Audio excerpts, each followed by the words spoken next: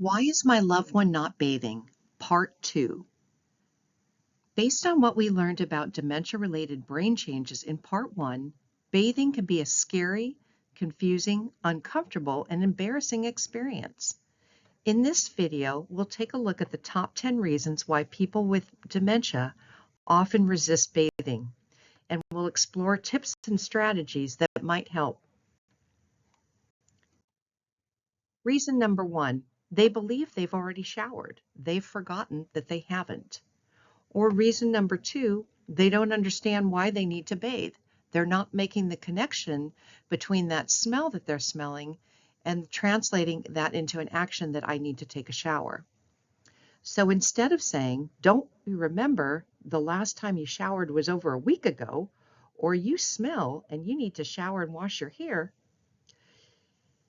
instead say something like, hey, let's get you freshened up. Let's get you cleaned up and ready for dinner, or let's get you cleaned up and ready for going out. Instead of focusing on the task of bathing that they need to complete, focus on the later result of we're going out to dinner or we're going out. Since they don't remember or believe that it's true that they need to bathe, forcing the issue will only make them feel angry and less likely to go along with you. Reason number 3, fear of falling. The bathroom is full of opportunities to fall, particularly with water on the floor.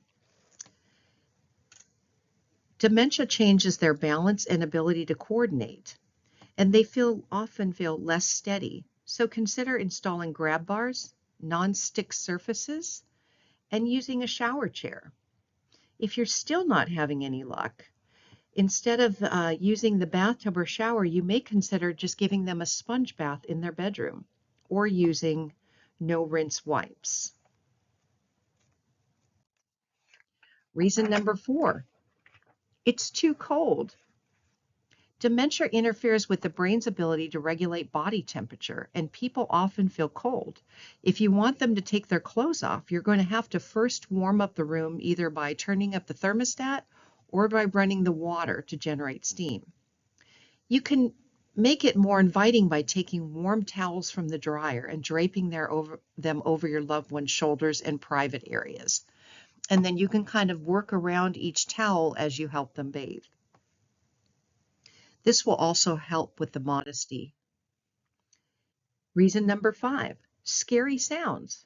Remember, your loved one's brain interprets sensory input very differently than maybe yours does. So sounds that sound perfectly normal to you, like a fan in the bathroom or running water, can appear scary to them. Consider switching off the fan and playing calming music. Make sure to keep a simple conversation going with them, a brief narrative to distract them, and make sure that they still stay connected to you and are not getting overwhelmed. You may consider having them start the water themselves. This will ensure that they don't get startled by that sudden water sound. Reason number 6, they feel embarrassed. You may consider allowing them to wear light clothing or draping towels over them. Remember, if their clothing gets wet, they're more likely to want to take it off. And then again, remembering to try to have them do as much as possible on their own will help keep them engaged and not so much focused on their feelings. You may say something like, how about you wash the front and I'll get your back? Reason number 7, the water feels strange or even unpleasant. Instead, you may try of an overhead shower, try using a handheld shower head. You can start by having them sit and then gently running the water over their feet, working your way gradually up their legs to give them a chance to register what's happening. Again, asking for them to help you as much as possible will be beneficial. Reason number 8, it's too painful. If your loved one has chronic pain, it may be very difficult for them to get in and out of the shower or bathtub. Try to schedule their bathing time around their pain management schedule. You may consider asking their doctor for recommendations on a time frame. Reason number 9, they feel like they're losing control. Having someone help you with bathing an action that you never needed help with before is very personal. Make sure to give them options and remember to honor their preferences as much as possible, even if it isn't convenient for you.